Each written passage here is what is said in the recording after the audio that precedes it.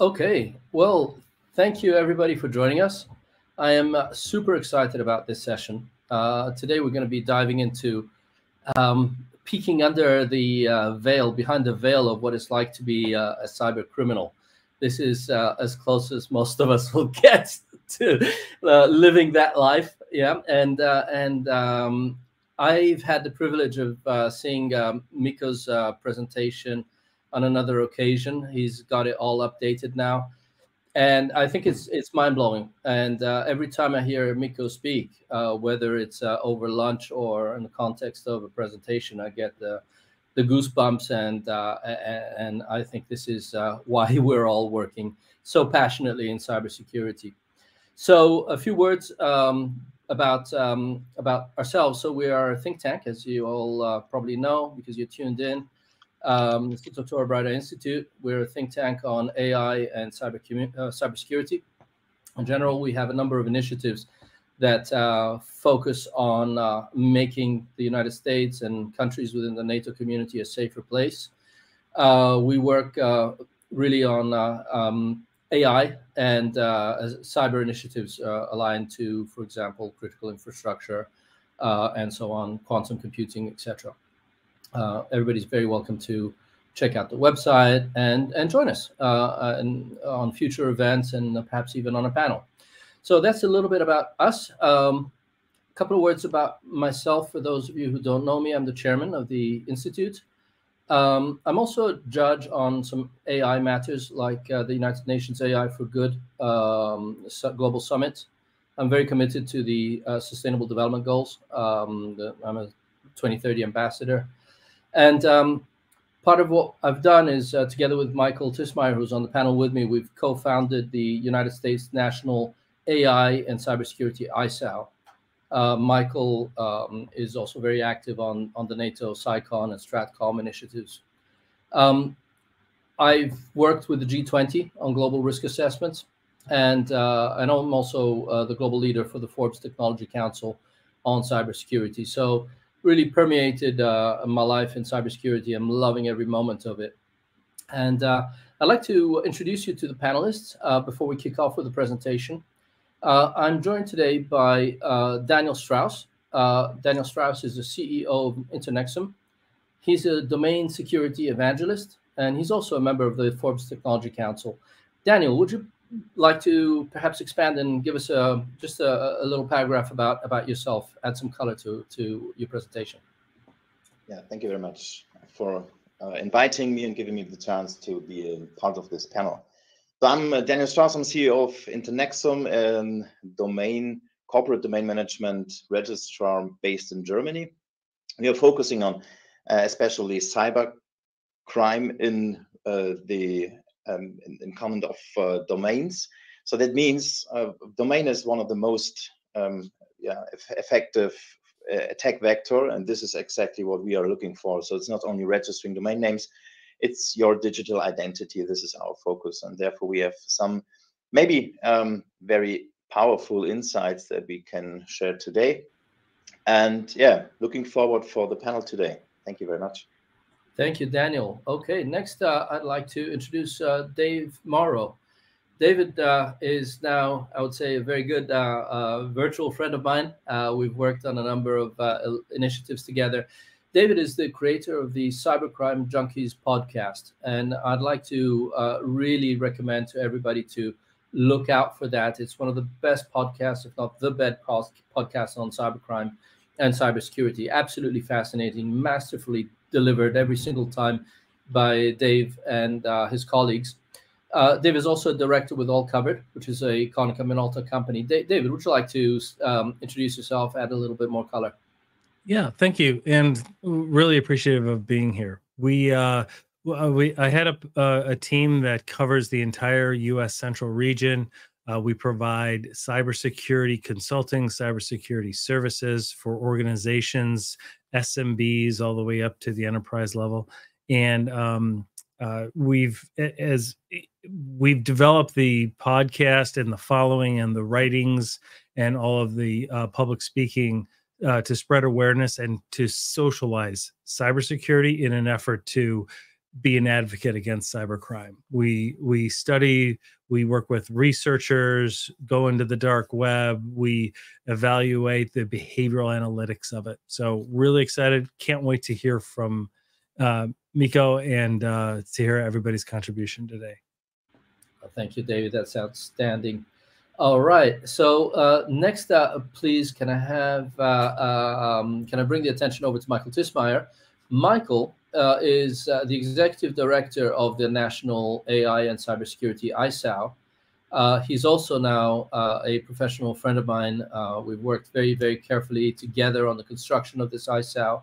And I've been floored by Michael's statesmanship and capacity to interface at very high level with NATO member states, with the military apparatus of NATO, and his vision really for building bridges between the United States and not only NATO, but its but all of its ecosystems, including critical infrastructure. Michael has more degrees and certifications than I've ever seen on anybody, Ivy League through and through. Michael, please, thank you for joining us, and please, if you could add a few words about yourself. Well, I mean, you already said quite a bit about me. So I got about 23 years in tech at this point, across various industries. Spent 12 years in Silicon Valley, 2 exits above $1 billion. I managed all of the consumer-facing technology at PlayStation ahead of the PS4 launch. I've done a lot of thought leadership and work in the, I'm going to call it public-private collaboration space. So I've served as a US delegate and as an industry delegate to the International Standards Organization. Some of you might be familiar with the ISO 27000 series. I worked on about 40 of those. United Nations, IEEE, NIST. I am a co-chair on the Overseas Security Advisory Council for the country of Latvia. That is a public-private sector partnership of the, I think it's US Diplomatic Security Service. So I've done a lot, and I'm the executive director of the ISAO and a VC consultant at this point. That's what I'm spending most of my time with. Thank you for the good introduction, Carlo. Thank you, Michael. And the star of the show today, my again very dear friend now, Mikko Nimela. Mikko is one of the smartest people on the planet. He's originally from Finland. He lived his life in Singapore, is currently in mysterious locations that we cannot disclose. Mikko is a mystery man, and he's the CEO of Cyber Intelligence House. He's also a consultant to the United Nations Office on Drugs and Crime, leading their darknet research team, and a member of Interpol, working on the working group for darknet and cryptocurrencies. So we are absolutely thrilled and humbled to have you present. Let me just hand it over to you. You can complete the introduction and just jump into the presentation, Mikko. Thanks very much, Carlo. Yeah, I think it's better that we start talking about the topic more than about myself. But if I may add one thing, is I spend roughly half of my time doing academic research on dark web, and then half of the time running this intelligence business, because they kind of go hand on hand. Usually intelligence itself requires quite a bit of research. What is the best way of consuming that data, and how to make it most actionable. So let's start the show. Can I get the slides activated? All right. So we're going to have a bit of a dive into criminal enterprise and dark web. I'm going to share some insights from the last 2 research we've been conducting. One is about malware finance and operations. Another one is about hacktivism and their impact on normal businesses. Carl already gave quite a good brief about myself, so let's not focus on that. But let's talk about why would anybody research dark web? Isn't it all bad, and don't you all become evil when you go there? It's such a fascinating place. When I started the research in 2015, I didn't know it's going to evolve to this kind of thing. It was supposed to be a quite a niche and a place for extremists and some very niche criminals, and then it evolved in less than 10 years to be a bigger economy than most of the stock exchanges are in the world.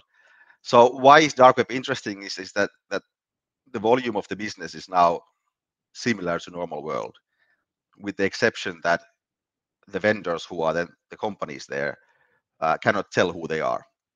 So you don't have the benefit of marketing and branding to the same extent as you have in the clear web or in the real world. But at the same time, you need to focus on delivering what you promise, establishing reputation through anonymous ways, and then remain anonymous.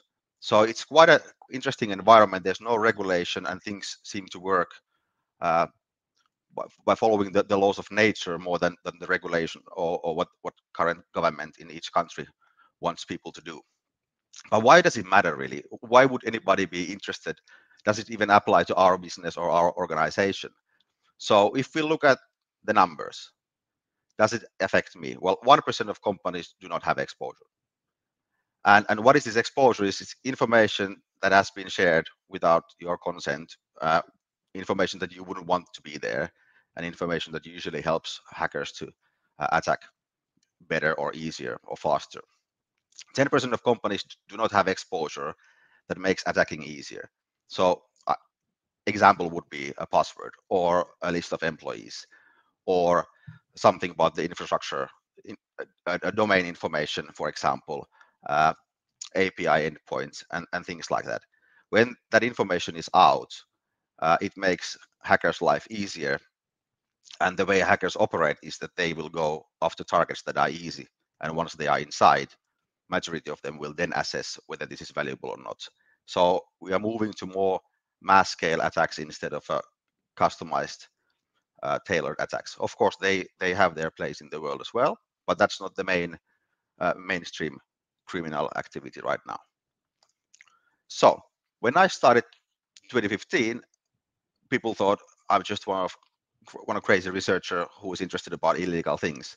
But it didn't take too many years to have the first school book example graphs that then we started teaching at Singapore in Singapore National University in the US. And this was one of the first key findings. So we look at a company like Nokia, which is a massive company from Finland, and you look at the scale on the left, which is actually exponential scale. There was in April a breach of 5,000 encrypted passwords. And at that time, when I was having conversations with companies, I'm not talking about Nokia, but in general, the attitude in 2016 was that, okay, somebody's going to tell us about encrypted passwords somewhere in dark web. We really don't care. And it took only until January when the same list of passwords was actually exposed, but it was decrypted. So what happened is there was a hacker group focusing on decrypting passwords. And even though if people might dismiss the fact that there's plenty of encrypted passwords, they all became available and usable just a few months later. So now if you look at the trend, that first April we have encrypted passwords, then in January we have clear text passwords which can be used. What happens after this? So let's switch to look another type of exposure, same from dark web, but identified differently. We look at sensitive disclosure and source code, which is basically what R&D companies are mostly focusing on producing and developing, because this is their intellectual property. So we don't see much of leakage of that before these passwords were available. And when we got this kind of information already in 2017, this phenomenon started to draw a little bit more attention, and more researchers started to look into these kind of matters. But it's at least very interesting. Why was there nothing before, and when the passwords became available, suddenly sensitive information starts to leak out? So what did we learn? Hackers will prioritize their actions based on how much information is out there. So if there's nothing, they will rather choose somebody who has their entire infrastructure mapped. They have all of their passwords or hundreds of passwords available. Maybe somebody willing to sell even some internal information. If there's already information available about you, the hackers will then try to attack that company. Then whether they are successful or not, that's a secondary question. That's basically what is the content then? Are the passwords still usable? If not, they just keep attracting people because people want to try. And since they're trying already something, they're not going to go away if the password doesn't work, since they put some effort in. So it's kind of a sunk cost, but that's how people think, how the psychology works there. You have put some effort, you may as well continue to find out if there's anything else. So how much information is there drives how much you draw hackers towards yourself, and then what kind of exposure is there drives their success in terms of attacking and violating your security goals. So here is a typical dark web place. I like to use this Wall Street market as an example, even though it is not there anymore. It was taken down by law enforcement, but it has such a classic look and feel. Most of the markets have this kind of setup where there's a list of categories and how many items are for sale, and then when you browse those categories, you will see which vendors are providing these services and which vendors have the highest ranking in terms of trust. So how this whole economy works is that hackers typically leak something for free, and they will put their hacker name there so that people can connect that, okay, this data was valuable provided by this hacker. And then move on providing more information for sale, and then establish their reputation as a credible vendor. So behind the vendor name, like this says Stanovo, you can see the number of transactions that have been conducted on this platform. So each transaction then leads to both customer and the vendor giving a review of each other, and that will then establish the trust. So if you have sold already 1,800 pieces of information so far and people still like you, it's very likely that if somebody is looking for social security numbers or driving license with scans, they are going to end up buying it from this first vendor because of the reputation. And if the vendor stops delivering, the first reviews will reveal that quite soon that, hey, we are not getting what this person promised, and that will be end of the business. So in that sense, the marketplaces get quite consolidated. The main vendors in each category will usually dominate 80-90% of the trade. And this is where we are now. So ransomware as a service is something that became popular when we had the first WannaCry event. And I think the only good thing about the WannaCry event was that it was really global news. And then after that, nobody said that they have never heard of ransomware. It was absolutely everywhere. So what happened after that is, because there's such a big money involved in this quite well organized crime happening and taking place in dark web, the business model evolved. So instead of somebody just developing a software that you could potentially buy, they now have a software as a service, like ransomware as a service or crime as a service, widely available. And this is not even the latest one, but this already gives you pretty good sophistication of how they have thought of all single details that you might find valuable if you want to conduct crime. This supports multiple different operating systems. There's a negotiating panel with push and sound notifications, which is a really big deal. It might sound nothing, but when a company gets ransom or the systems get encrypted, you need to, as a criminal, you need to start waiting for their contact. And this mechanism allows you to receive a signal or alarm when they are actually willing to talk to you.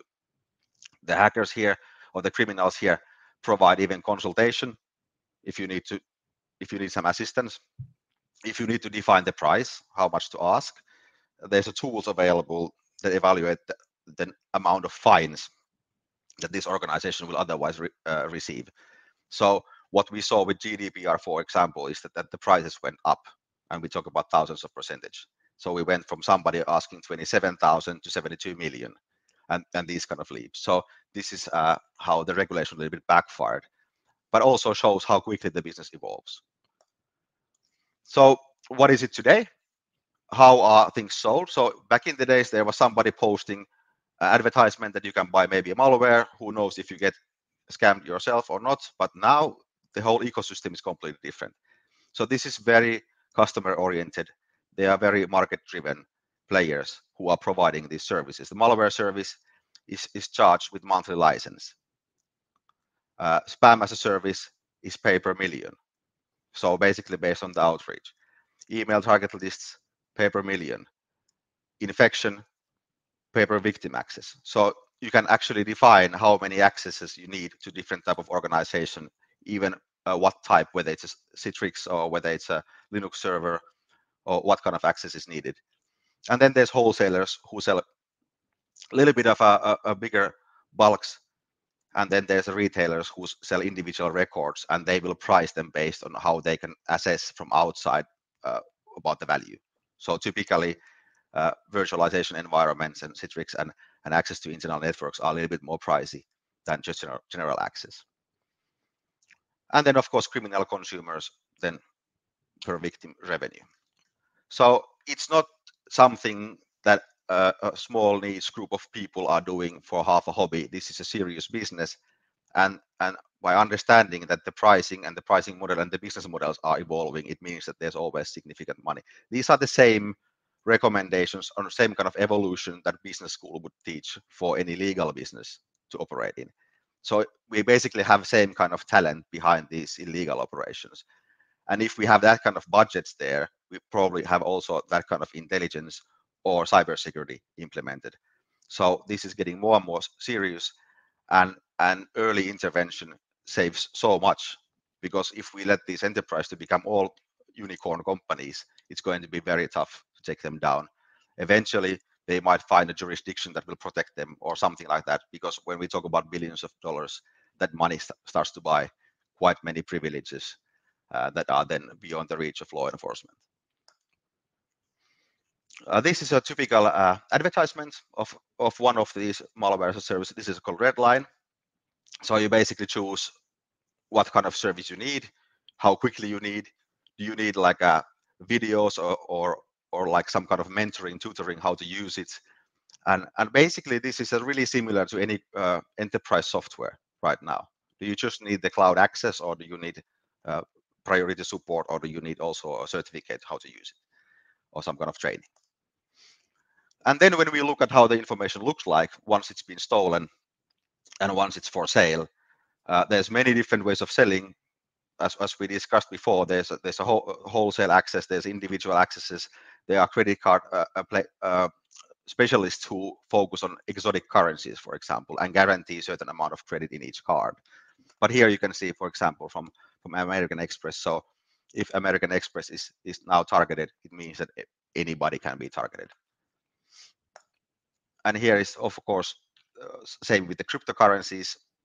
That seems to be even more wild west, because there's less chance for any recovery or any intervention if somebody gets hold of your wallet. So of course cryptocurrencies remain the prime #1 target.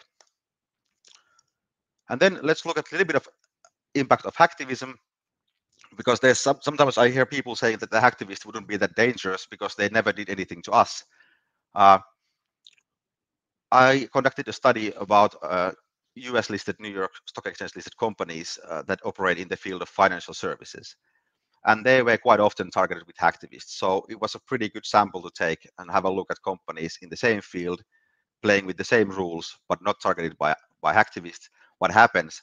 So when hacktivists are announcing a campaign that they are going to destroy financial companies or banking sector or something, typically it increases the whole industry's exposure, because they start looking for targets.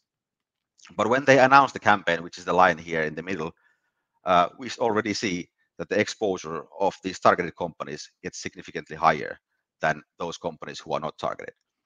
And why would this matter? Because you might actually end up having nothing because of this attack, let's say 3 months or 2 years after. But the problem here is that the hacktivists are looking for publicity. So they are publishing everything they can that makes you look bad, to make this campaign more attractive to other people to join. So when they publish more information about you, then that will draw more hackers, organized crime, who will then try to hack you. So in that sense, it is true that the hacktivists, they are not that dangerous as organized crime immediately, but they might start this snowball effect. And then it leads to terrible situation in terms of budgeting for cybersecurity and trying to remove the exposure and removing the source of the exposure. So when we look at these hacktivist campaigns, 51% more mentions in black markets. That means that the stolen information from your organization is available because somebody's selling it. So you get 100% more exposure in dark web, 2000% more exposure in deep web, 50% more mentions in black markets, 500% more mentions in dark web discussion groups. So this is a quite significant change, and that's why I think we need to start taking a little bit more seriously what triggers these hacktivists, because sometimes the effect of this campaign is pretty difficult to reverse. So that is my introduction for today's topic.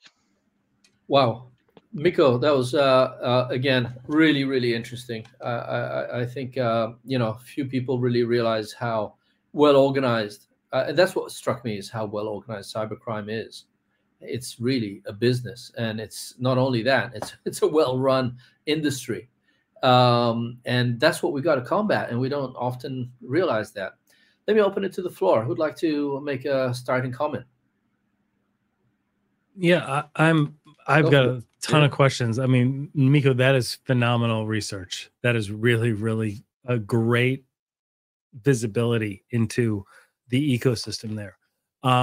What role do IABs play in those hacktivist campaigns that you were just talking about? Those initial access brokers that can be a development of thousands of different entities, because they're either former employees or they're just somebody that doesn't want to be involved in the ransomware gang, but they want to just make a couple $1,000s and sell off the access to the company. That's a good question. So the access brokers are actually one of the least innocent. It sounds like they might have nothing to do with it. Right. They are usually quite well integrated to the organizations who are running the malware campaign. So what we saw, now there was a big Genesis market which was taken down by law enforcement. That was really at that time was the majority of the access sold. They developed fully automated system. So every time the malware, I think they were at the same time running 9 to 12 different malware strains. They were collecting raccoons and red lines and other rules and so on. They were collecting data live from user, grouping them per user, and sending them to be automatically published and sold. So that was a success in the beginning, but then it evolved even to developing of their own browser. So when you buy the access, you can actually not just buy the username and password, but also a valid cookie session of that service. So if you have a two-factor authentication, you can bypass it if the session is still available by using their own browser. And then what that makes, it's a pretty similar strategy to Amazon actually, because then you cannot buy anything from anybody else, because if you buy it from the Genesis market, you will get immediate access through their browser without even logging in. So that's how far they got until they got caught. So that's the role. I think it's one of the most dangerous roles right now. Daniel, what can you what would you like to say, and how does this resonate with you, being based out of Germany? Are you feeling this kind of pain? Are you seeing this kind of professionalism in Germany from cybercriminals? You're muted, Daniel. Yeah, absolutely. Thank you, Mikko, for your insights in this. So it's a picture that we often see outside. We see a growing industry. They are organized like a large enterprise. They have different specialists for different tasks to do, and you will get a very professional service from those criminals. So it's absolutely the picture that we see in Germany, and there's no different. But let me ask a question to Mikko. Do you think you talked about a business and the enterprises behind? Does that also mean that the attackers try to optimize their investments for making an attack, and before they start the attack, that they try to analyze the victim, the potential victim, if there is a chance to get in, or do they just use all the things that they have and try to spread the attacks? What is your opinion on that? Well, that's a really good question. We need to be now very careful with the wording. So in a way, they do not select the targets based on how, let's say, general public thinks that hackers get together and choose, let's attack that company. That's not how it works. but they collect, when they come across with information about a potential target. Once there is enough information, that triggers the attack basically, because it makes the most sense. The same way as if you hear that there's a company that's very interested in buying from you, that's who your salespeople target first. That's the exactly same logic here. So in that sense, the more exposure, the more ready-made preparations for attack, that will be how they choose it. But of course, there's completely a different type of attacking, which is the high-value targets, which are then crafted, spear phishing messages crafted manually and tested and so on. And that then you need the James Bond type of capabilities. But the mass market of attacks is basically opportunistic, that hey, since we got this information, why wouldn't we try it? And of course, in terms of numbers, majority is password spraying by robots. So once they get in, that's where it begins. Michael, would you like to chime in? Yeah, so first off, again, thank you, Mikko, for actually highlighting this, because we in the cybersecurity community, of course, we understand the dark web, but to a certain degree, we're aware of this. But when we talk about business stakeholders, I sometimes feel that there is still a bigger amount of blissful ignorance, if I want to call it like that. And it's really important for people to understand how organized this market is. But let me also bring in the big bad wolf and frame the challenge once more. We have a commoditization of AI happening. What this means is smaller entities are starting to use AI-based services. And I'm going to use AI here very, very as a loose term, whether it's ML or AI, doesn't matter. What matters is they're growingly sitting of more and more data. And as Mikko said, that data is the juicy aspect. That is what, if you become visible to hacking groups, that is what makes you the interesting, juicy target. And it's now smaller organizations that don't have giant security budgets, that don't have a threat intel team on staff. So that's the first part of the challenge. The second part of the challenge is the following. It's another misconception that I often see. Take any security book. If you have a cybersecurity book next to you, take it and look at the chapter of threat actors. You will be taught that there is a strict distinction between hacktivist, cybercriminal, state actor, and a script kiddie. Well, we have this model because in certain ways, it sometimes really helps us understand and keep separate the different motivations. But behind the scenes, this is not how reality looks like. Some governments, some states that are under sanctions regimes make money through cybercrime. Cybercrime can fund dark operations. Cybercrime can do a lot of things, achieve a lot of objectives. And as we've seen now with the conflict in Ukraine, different hacking organizations have aligned with the different actors that are part of this, or different parties in this conflict. That's important to understand, because most businesses still are like, well, I'm not a target for a state actor, because in their mind, the state actor means James Bond, Jack Ryan, Right. infiltrating your company and stealing nuclear weapons secrets. Well, if we're talking about Iran or North Korea, those are the two primary actors that need money, need to get illicit funds because they're under sanctions. Even though they're small, for you as a normal company, it doesn't matter whether it's like some giant country or a small country. Their resources are still way, way more than you could ever even dream of. And they're potentially looking at you because they know you're there. They know they can make some money, and that's all that it takes. So that's my part. Mikko, I'll let you respond to that. You've been nodding. That was a very good point about the AI. The latest development we've seen, now we talk about things happening in less than a month or two, is there was a fraud GPT launch in dark web, $200 a month, and that doesn't have any limitations on ethics or moral or any of that kind, but also it's trained with the writing exploits and phishing and so on data.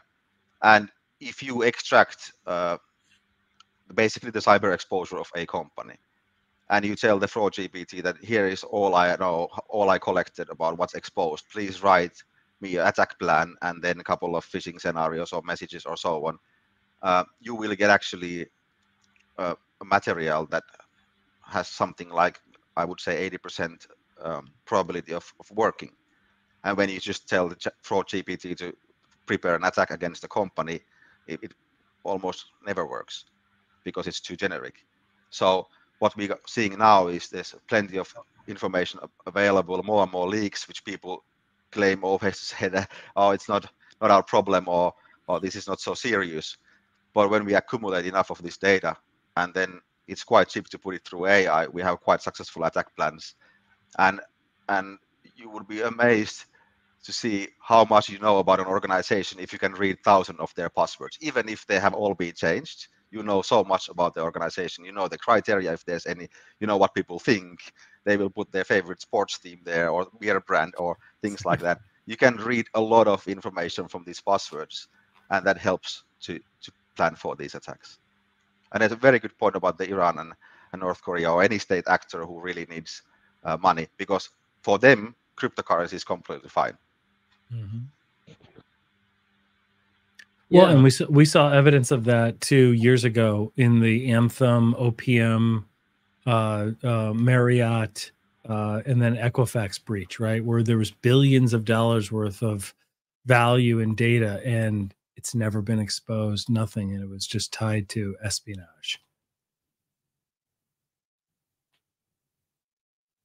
Yeah, what else are you seeing, David? I know that you have that frequently you have FBI visitors visit your podcast show. You know, is there? So there's so much to talk about on this thing. On the one hand, you know, it's what can law enforcement do, but of course, you know, we're talking when it's especially when it's geopolitical, when there's a geopolitical connection. And right now, I mean, there's so much going on in the world. You know, it was already a nightmare, just as Mikko pointed out, with Iran and North Korea. Mm-hmm. The Ukraine war came in, and now this whole Hamas thing. I'm sure it's all fueling more and more activity that is directed. You know, so yeah. One of the biggest concerns, it seems, with the global CISOs that we're talking to is AI and the misinformation, the way it can be manipulated and tracked, and the cyber criminals access to an unguarded AI, basically, like Mikko was just mentioning, like that version of AI. It's able to kind of design an entire malware, ransomware type campaign in there, and it's, you know, that is critical. One of the challenges we see here in the States, especially like in the rural parts, is everybody believes they're not really a target. I'm too small, or I'm in a small town. I'm not a target. I'm like, you are a hospital. You are a target, right? Like, and just getting them to educate themselves and to be aware that it's not optional to invest in these layers of security and this threat intelligence, that you absolutely need it. When I speak to CISOs over in the UK and some in Germany, they have a different view, because I think culturally, individuals, at least, right, value their data more than Americans. That's the sense I'm getting, right? I think we don't value it much, right? It doesn't seem like it. And that's a hurdle that American businesses and governments have to overcome. So, you know, Dave, you make a really good point. Hospitals and critical infrastructure, as you know, everybody knows, is something that really concerns me a lot. Very passionate about it. And when I look at, you know, within the ISAO, we have the benefit of being able to use Mikko's technology platform, the tool, the cyber exposure platform. And of course, I have a look around by myself and try to get a feel. And I've done exactly what you said. I've had a look at local hospitals in Midwest America. I looked at universities in Europe, critical infrastructures, you know, grid suppliers. I am absolutely shocked at how much exposure there actually is. Mm-hmm. I am absolutely shocked by how just the level of clear text passwords that are around, mm-hmm. and the amount of malware like Redline and Raccoon that is around, that exposes you completely naked to the world, right? Yeah, so no, you're absolutely right. These things should be taken very, very, very seriously. What I'm wondering is, you know, Mikko, a company that doesn't that wants to take you know, that doesn't take heed, let's say, that they say, yeah, but it doesn't matter if we have some passwords exposed. You know, we've got our defenses, we're fine. What would you say to that? I mean, open question for all of you, really, because that's what a lot of companies say when they are not really in the cybersecurity culture, right? And that's something that we're trying to change. So, what would you say to them? What would your advice be as to, you know, why they should take heed and, you know, what they should be doing next? Yeah, it's easy to say that, hey, it doesn't matter. Well, the first thing is that, well, will you give me a permission to log in with these credentials since they don't work? That's the first denial that comes immediately, and then I think we switch the topic. But it used to be 2017 to 2018 when I still had discussions, what if you don't have any exposure? But now it's no longer the case. It's more about how much, what part of this exposure is still relevant to attackers, and so on. And David mentioned about these organizations who have nothing to hide, who are not going to be the targets. Those are the best targets for hackers, the absolutely ideal criminal enterprise customers, because they don't care. Right. Yeah, basically and a free lunch. Yeah. And if they don't spend that in prevention left of boom, right, they're going to spend exponentially more right of boom after it happens. But what they say is, look, we already have. We've got our firewalls. We have an MSP that looks after us. What do we? Why should we worry? You know. That's what I battle every day, and it's simple. And an MSP is great for the day-to-day support if things are down or you can't find your toolbar, right? It keeps you productive, always on. But the MSSP and the CISOs and that virtual CISO element is something that even small businesses need. I mean, that to me is even more important. Yeah, yeah. Daniel, what would you like to say about how your expertise in domain security, how that can play a part really in helping to secure all of this, and to what extent, how you see that interplay between domain security gaps and the criminal activity that's been exposed masterfully just earlier by Mikko? So I think that this question fits perfect to the question before to Mikko. And we do see exactly the same in different companies, or even if in the government, that they often do not take care on their, let's say, digital identity, because this is in fact a domain in the usage outside. So a user trusted an email or a domain where he is going to, if there is everything looking like the original one that he knows. And I know there are various studies outside that name exactly emails and DNS, so in fact domains, as the #1 initial attack vector outside. That means nearly almost every attack starts in the very first beginning with an email or a DNS or something like this. And exactly those are the things that we often annually try to research. How is the behavior outside? And we analyzed for Germany 19,000 domains that are in usage from companies that are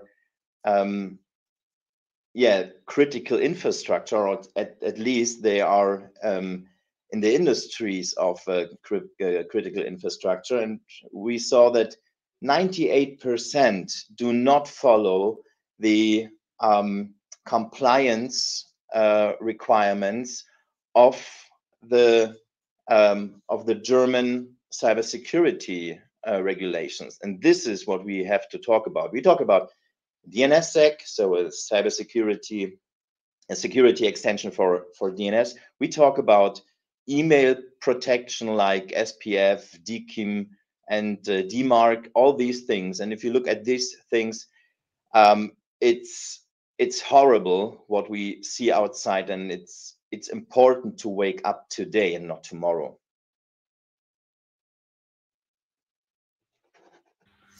Yeah, no, thank you for that contribution.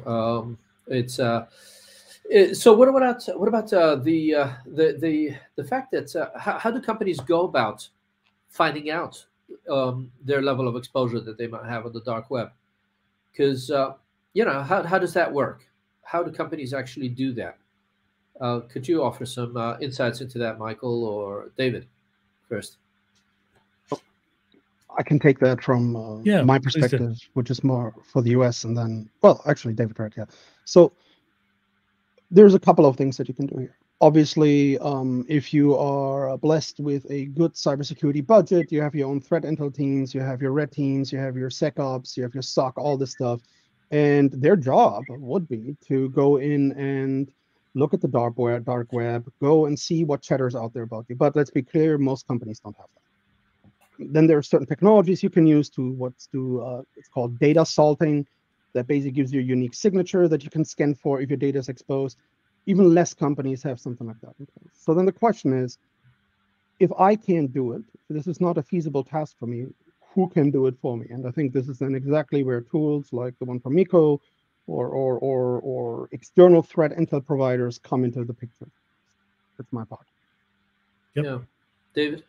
I would agree completely. I mean, even just beginning with an essential assessment to know where they're at and to explain it in business terms, I think is so important. That it's one thing to be compromised, right? But most organizations don't have their configurations of their network set up right, where once they have a user's credentials and they're inside the network, let's say, right, that user might not have even known that they could access the source code and they can access, and they could escalate privileges. But the threat actors know how to do that. And that's something that needs. And one thing that I find that organizations are not doing generally, I mean, statistically, it's very few actually do them. And that is, incident response planning and tabletop exercises. Because we were all in school. We all had fire drills as a kid. Why did we do that? Because otherwise, on the day of panic and the day of a real fire, people would be harmed. And yet we build these brands, we build these businesses, and don't practice for the day of a data breach. And then on the day of the data breach, they're like flipping through an old manual going, well, who's supposed to do this? Oh, Carl hasn't been here for 2 years. Like that is like almost, that's just negligence in my opinion. Like, how are you guys not practicing that? Like a real life scenario, only take a couple hours a year even, and just do it, right? So that you are prepared, because at the end of the day, if you get inside their crosshairs, the likelihood is, defenders have to be right 1,000 times, right? The criminal actors only have to be right once. So let me add something to this. Yeah, go ahead. Not only is it not a lot of companies that do incident response tabletops really on a regular basis, but the amount of companies that actually go in and involve non-IT, non-InfoSec stakeholders in that is even lower. And that can have disastrous consequences if you're trying to involve because everybody thinks because it's connected to the internet, it's IT's problem, not my problem. I can click on things all day long. I can, have poor cyber hygiene. And I remember that's just a matter of. Actually, not recently. It's already like 2.5 years ago, of a company that actually got ransomware, and they were being told they had, I think it was a really bad deadline. It was only like 24 hours or something like that, and they had to pay in some obscure cryptocurrency. Well, they still had to. They had never purchased cryptocurrency before as a company, and here they were supposed to get this done in 24 hours and in some weirdo currency, and they didn't make the deadline. Yeah, I think that was our client. Yeah, I think that was a client that hired us that day, right? They came to us. No, I'm teasing, but they, like back in the day, years ago, like we would be brought in right at the time of a breach, and they're like, "We need you to help us like find cryptocurrency." We're like, what? Like there was no like being brought in at that point. Like the game's over. It's not the best way to meet, especially future customers and introduce yourself when everything is burned. Let me give you one more aspect to this. We used to provide these assessments and monitoring for companies and organizations before, but then our business evolved to supporting MSSPs and consultants, because there's a couple of things which have changed. First of all, every single finding is business context related. So it's no longer about whether we are able to show you something you didn't know. That happens every time. But now it's like, okay, guess what? This wasn't the problem. The problem is that we need to fix it. And when we have the number of exposures that companies have currently on typical assessments, and we talk about there's like 1,000 made each month or something currently. So 1,000 companies are assessed every month. And we talk about giving instructions for 65 to 100 different ways of remediating or mitigating these risks per company. So then it quite quickly comes down to what are we actually going to do anyway that we could then take into account to fix this exposure. Because there's no longer that, hey, now we know what is out there, now we can fix it. No, the next question is, well, thanks for this information, we don't have any resources. And then is there anybody who could help? And then if there is somebody who could help, then they will ask, well, what of these 130 things we are supposed to do? This is your existing roadmap, and this is what Cyber Intelligence House just brought on the table. So now you have more problems. So then you actually don't choose what is the lowest hanging fruit or what is the easiest. You choose something that will fix as many things as possible within the reasonable time, because that's something that companies don't have right now. If we would tell every single company every single problem of theirs, they still couldn't fix it. It's just we don't have enough of MSSPs in the world to help. Right. Yep. And Mikko, if a company, let's say, has a level of sophistication, let's say they have a blue team or something, or even if they have a purple team, why would it be difficult for them to be able to access the depth and breadth of information, for example, that you've developed over this very long period of time by working with Interpol and your threat intel database? What are the actual obstacles? Why do large companies say, well, because I've heard them say, yeah, but I just don't have enough people to be able to investigate that deep, right? Can you add some color to that if you could, Mikko? Absolutely. So just some practical examples. A hacker finds out there's an API access to internet or some production environment, and then somebody else finds out the password. When that is advertised in dark web, the hackers can just take action in a minute or two. When we did honeypot deployment, we got access happening in 6 minutes. So now imagine that you have access to every single person in that organization. You call them and you say, now this API access point is online and the password has been exposed. For them to be able to find out who is controlling that asset, or who can even email that famous vendor who's supposed to fix it, or something, that will take months. So if there's an MSSP who is running a security program, it's more likely that they can accommodate these kind of findings in their existing roadmap and fixing things, instead of a one-off project where we just bring the bad news, basically. So it needs to be a continuous matter. It needs to be at least 18 months roadmap, and then you just refresh it every 3 months or so. So if you're already doing something, then you have the resources. If you start looking for resources, that they will never come when you have them. Yeah, exactly. Anybody else would like to add to that? If I see some nodding heads. Because the next question I was going to ask Mikko and really the panel in general is, we're all, we're kind of all attracted to the dark web because it sounds more sinister, but there's a lot of very sinister stuff going on elsewhere, like on social channels and Telegram. And would anybody like to comment on the nefariousness of what goes on there, and whether we should be expanding our view as to what what entails a criminal forum? Mikko, you can start. I know you're absolutely. So yeah, what is very interesting is it seems to be that the dark web and to some extent paste size in deep web seem to remain as the place where information is shared, or data breaches are shared, or that kind of information is shared. But now we have a pretty significant paradigm shift in terms of where are the discussions held and where is the advertisement done. It used to be Twitter account explaining that this is what's going to happen, and link to deep website, which would then have a table of contents, and then link to dark website where you can actually download it. And then surprise, 20 minutes later, there's nothing available anymore because the message went through and the contents have been downloaded. But now we have a Telegram, for example, coming really big. Some channels, of course, are even designed attract law enforcement and so on. So they might be just smoke and mirrors, but some of them are absolutely correct. But at the same time, we see other type of social media, or let's say just anonymous messages like Flickr and other ones showing up. But it seems to be that then those are more for really highly illegal transactions and not so much of having casual chats, what Telegram is taking. So lessons learned is that the main channel of communication might change even in 3 months or 6 months. It might not, but it might change. So I don't think it's very feasible for every single company to pay attention to all of these channels. So that's why also the MSSPs know a little bit better what is the trend, where this information shows up and when. Awesome. So as we're wrapping up, I'd like to go and do a round robin, looking for closing statements and perhaps a token of advice to the listeners live and also the future listeners on our YouTube channels.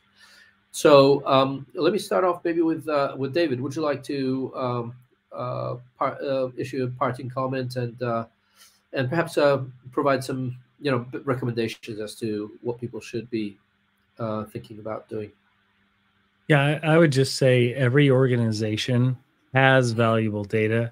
When you get online, you enter their world and you are a target, right? And your organization is. And so preparing for the data breach, having those incident response plans, the tabletop exercises is clearly a big void right now. It's something that needs to be filled, as well as engaging in those real-time detection, remediation, restoration services, because it's just you have to invest from leadership down into prevention, just simply to steer them away. Again, they want to go after the lowest hanging fruit. Thank you, David.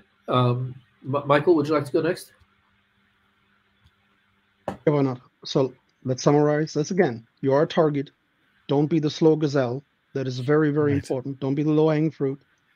Inform yourself. If you don't have any dedicated security person working for you, get a vCISO assessment done or something similar, so you at least know what your exposure is, and then have a conversation how you're not that slow gazelle. It's 2023. You can't ignore the cyber component anymore. It doesn't work. Thank you. And Daniel. And again, be aware of being a victim of tomorrow if you do not prevent in any kind of things, and you have to take care on the things that happening outside day by day. It's not a question of if you will be attacked, but when. And this is the point that you can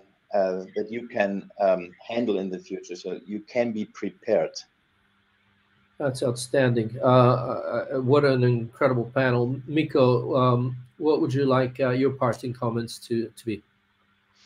Yeah, maybe I would say that no matter of your existing resources and teams, develop a healthy relationship with a cybersecurity vendor, because when you're going to have a data breach, you really don't want to be alone in that situation. And then it's too late to go and look for vendors. Absolutely outstanding. I'd like to thank everybody. And this has been really a very, very interesting, beautiful presentation and a very, very good, lively discussion. I'd like to welcome everybody to follow through and contact us. All our LinkedIn profiles are available on LinkedIn. And of course, everybody's welcome to join us at our think tank at the Tortora Brayda Institute, and of course at the National AI and Cybersecurity ISAO. Please do not forget to visit Cybercrime Junkies, phenomenal podcast, and the businesses, of course, of our friends here, Mikko Nimela at Cyber Intelligence House, and Daniel Strauss at Internexum. So thank you very much, and over to the team to provide the final conclusion slides.